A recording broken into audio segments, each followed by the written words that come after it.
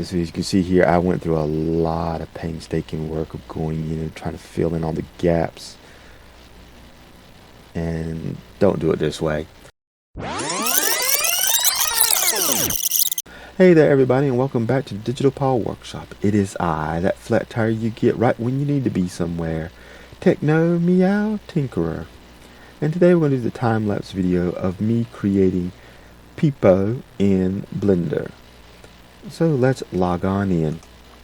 Now Pipo is an Autobot that came from the Micromaster series, if I remember correctly. I think it's called Zone is the animation he's in, or Return to Convoy. Also, is part of the toy line. And so I had actually originally created him, and I chose to do him because after just getting done with Prowl and how much I stressed and worked over trying to create him, as well as Smokescreen and Blue Streak, I said I'll go with something a little bit more easier. Pipo's design is a lot more easier, and plus I already recreated him, so I'm just redoing him, trying to add a little bit more detail in.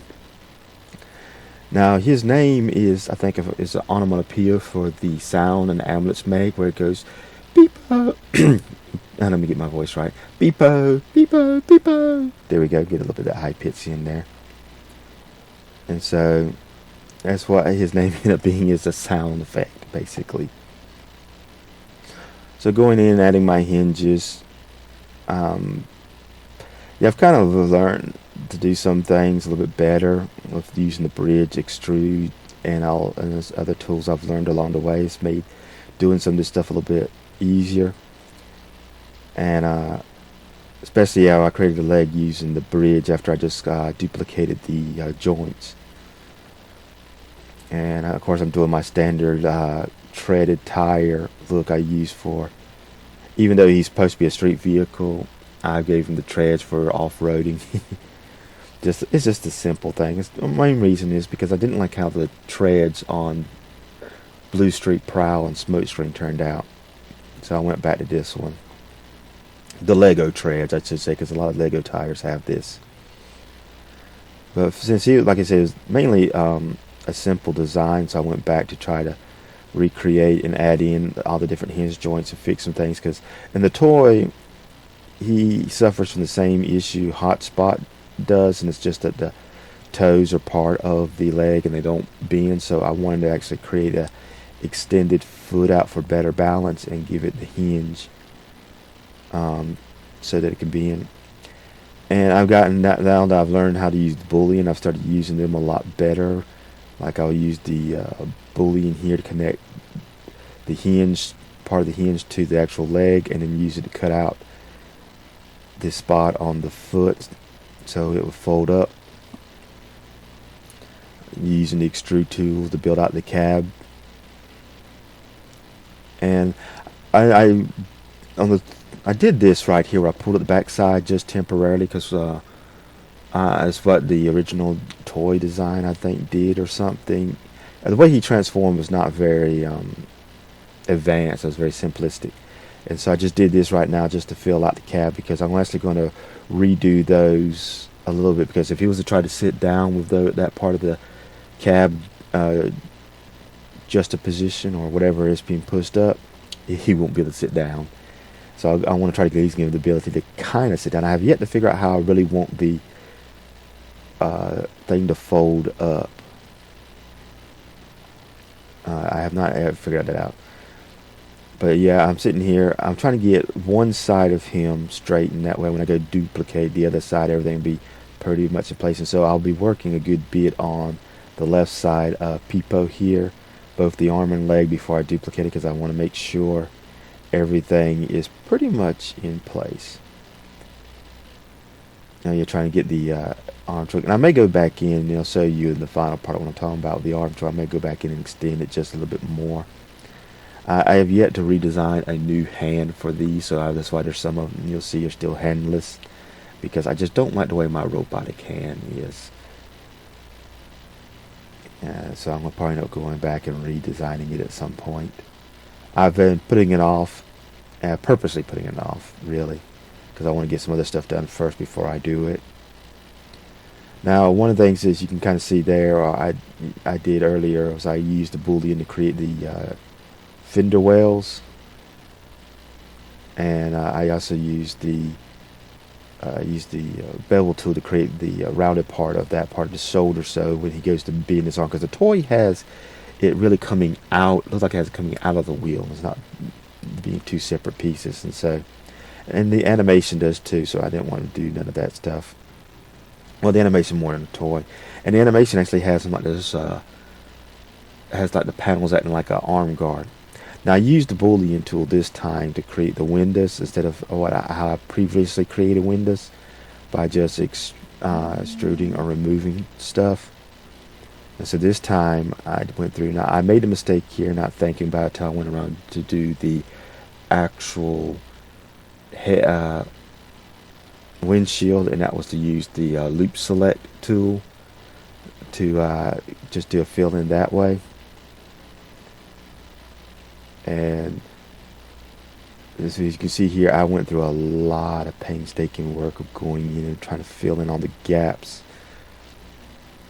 And don't do it this way.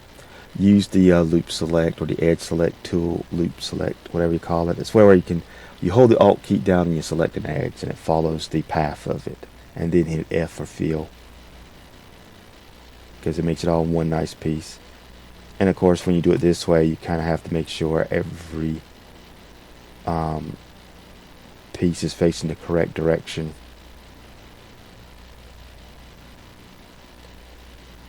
And there you can start to see adding. I'm going to soon, let's see, you're trying to get everything added, straighten up and line up right now. Here's where I'm going to create the hinges. As you can see, these were used to be the back part of the leg, and I'm going to make it where they fold up into the thing. And I'll show you in the final that I was actually kind of surprised that it turned out to be fit in perfectly. I'm surprised how perfect they fit in. You're trying to get the headlights in here, get the front of the vehicle, because I want to get this done before I do the windshield, because I want to make sure everything's kind of lined up where it needs to be. Yeah, get also the same thing. Like I said, I'm trying to sit here. I'm going to get everything fixed to where I get one side done, so when I duplicate it, I don't have to repeat nothing.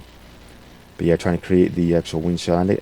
Even though it's kind of similar to the way the toy and the animation look, if I was to redo this and put in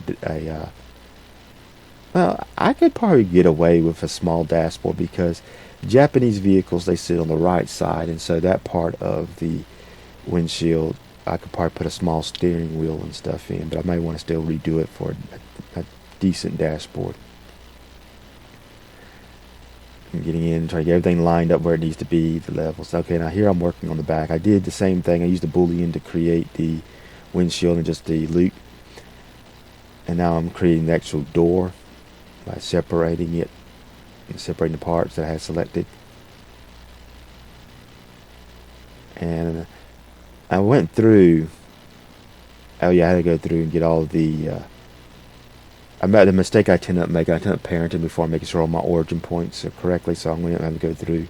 Right here is the ambulance light I'm working on, and actually I used the glass, and I'm sitting there and I have copy and paste, because I want to see what the things I have to do in this version of Blender, because I think it was a little bit different, the controls. Now, oh yeah, trying to get all the hinges in place.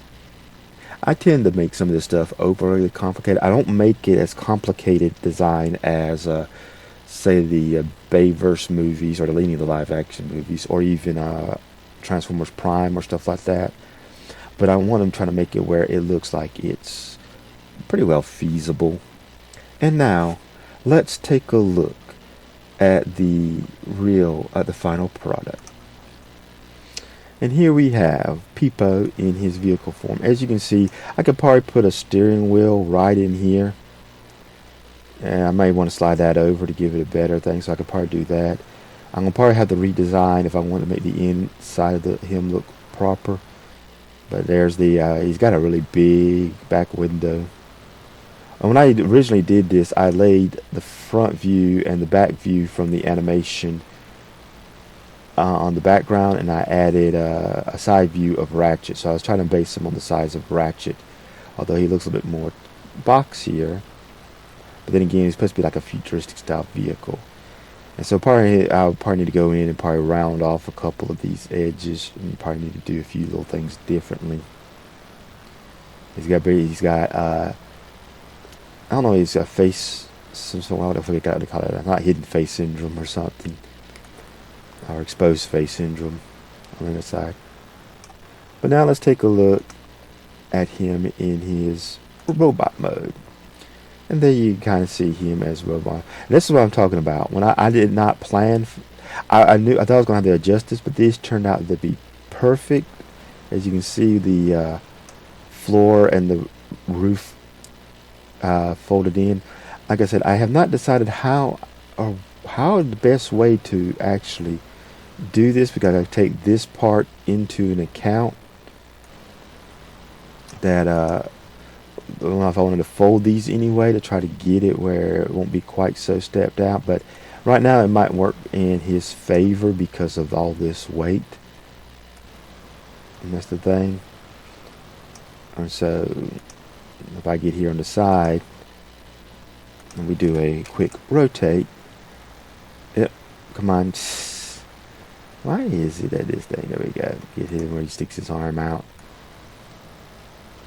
You can quick rotate. That way it rotates on that edge. And I did a bend or a curve because I didn't want the it ever catching on the backside. And of course now we can just do this, and I can rotate that.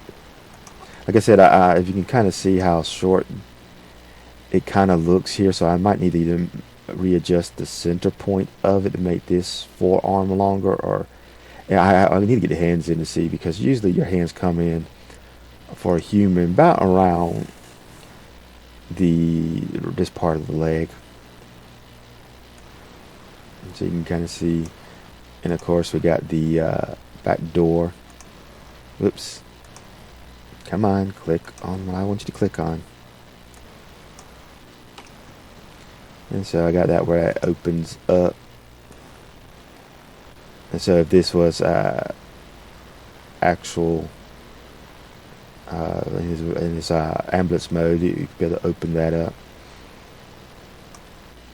And of course the feet that turn. But yeah, I was totally surprised at how